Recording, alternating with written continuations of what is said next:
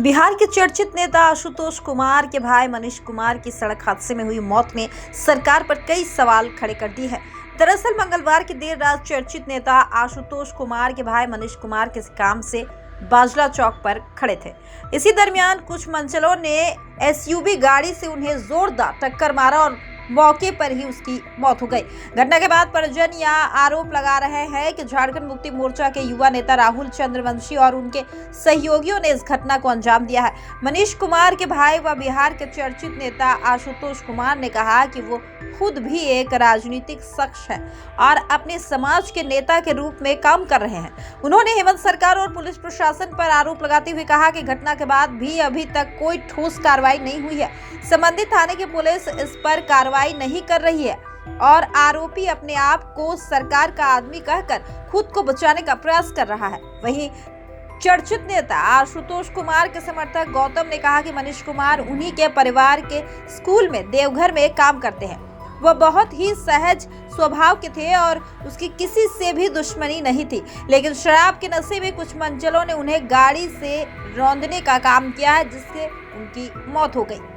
बिहार के चर्चित नेता आशुतोष कुमार ने कहा कि जब हेमंत सोरेन की पत्नी कल्पना सोरेन गांडेय विधानसभा से उपचुनाव लड़ रही थी तो उस वक्त वो अपने समाज को वोट मांगने के लिए प्रचार प्रसार भी किए थे, लेकिन इसके बावजूद भी उनके साथ जिस तरह से वर्तमान में व्यवहार हो रहा है वो सरकार के कार्यप्रणाली पर सीधा सवाल खड़ा करता है। आशुतोष कुमार ने कहा कि न्याय के लिए अंतिम दिन तक लड़ते रहेंगे और जब तक उनके भाई की हत्यारों को सजा नहीं मिलेगी तब तक वो न्यायालय से न्याय की गुहार लगाते रहेंगे। वहीं पूरी घटना के बाद मामले पर देवघर के पुलिस अधीक्षक सौरभ ने बताया कि मामले की जानकारी हुई है, आवेदन अभी तक उनके पास नहीं पहुंचा है। आवेदन पहुंचने के बाद वो पूरी घटना की बारीकी से जांच करेंगे। सीसीटीवी फुटेज में ड्राइवर की भी तस्वीर दिख रही है और पिस्तौल लहराते हुए शख्स की भी तस्वीर दिख रही है। सीसीटीवी फुटेज के आधार पर भी सभी आरोपियों पर सख्त कार्रवाई की जाएगी।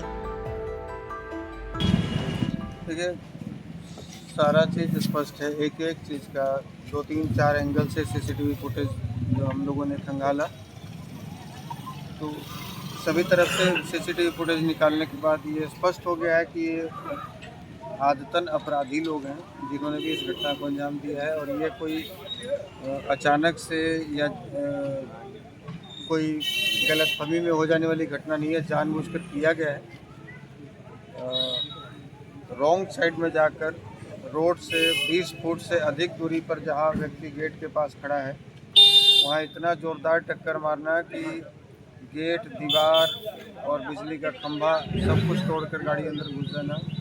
उसके बाद जो बच्चे थे उनके परिजन आए, जो लड़के गाड़ी चला रहे थे, जो शरारती तत्व के थे, उनके परिजन आए और परिजनों ने अपने आप को यहाँ के सत्ताधारी दल का पदाधिकारी का हवाला देकर, एक नाम आया है राहुल चंद्रवंशी, शायद यहाँ युवा झामुमो के अध्यक्ष हैं। वो पिस्टल लहराते हुए इनके साथ जो लोग वहाँ काम करते थे, जिन्होंने कोशिश की कि भाई इनको जल्दी से जल्दी बचाया जाए, हॉस्पिटल ले जाया जाए, हॉस्पिटल तक नहीं ले जाने दिया गया, थप्पड़ से मारा गया, पिस्टल दिखाया गया ये राहुल चंद्रवंशी के द्वारा, जिसका सारा वीडियो फुटेज हम लोगों के पास है। और बोला गया कि यदि यहाँ से लेकर चले जाओगे तो हॉस्पिटल में भी तुम लोग को परेशान करेंगे। और जब ये लोग हॉस्पिटल में किसी तरीके से लेकर आए, जब वो लोग चला गया है, आधे घंटे तक डिस्टर्ब किया, उसी बीच में इनकी मृत्यु हो गई।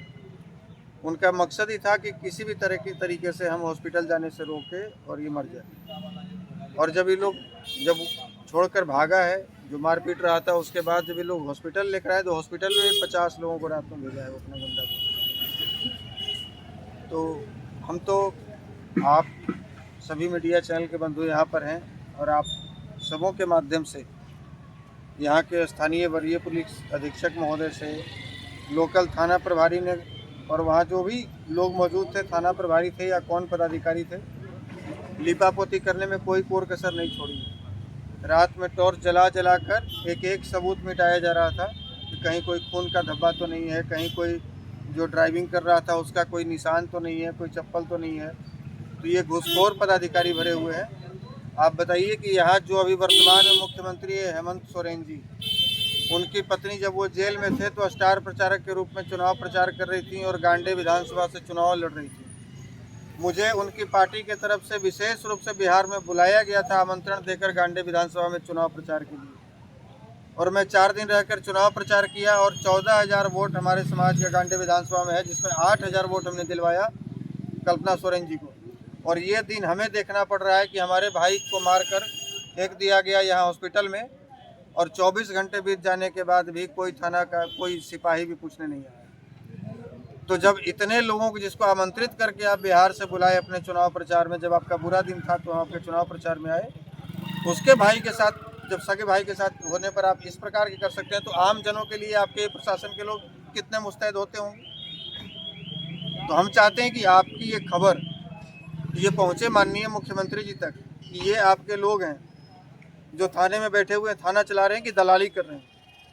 यहाँ वो धमकी दे रहा था पिस्टल दिखाकर राहुल चंद्रवंशी, और कह रहा था कि यहाँ मेरी मर्जी से थाना प्रभारी बदलता है, मेरी मर्जी से डीएसपी का ट्रांसफ़र होता है। तो ये क्यों नहीं कह देता कि झारखंड में हम ही सरकार चला रहे हैं। मुझे इस मामले को लेकर जहाँ तक जाना होगा, सुप्रीम कोर्ट तक जाना होगा, रिट याचिका दायर करनी होगी, प्रशासनिक अधिकारियों को बाय नेम इसमें नामजद करना होगा, या जो भी किसी भी दल के सत्ताधारी के रहें या विपक्ष के रहें, जो भी नेता इसमें शामिल हैं, बाय नेम हम लोग FIR कर रहे हैं। और हम लोग आखिरी सांस तक, जब तक न्याय नहीं मिलेगा तब तक हम लोग रहेंगे। पूरी घटना जो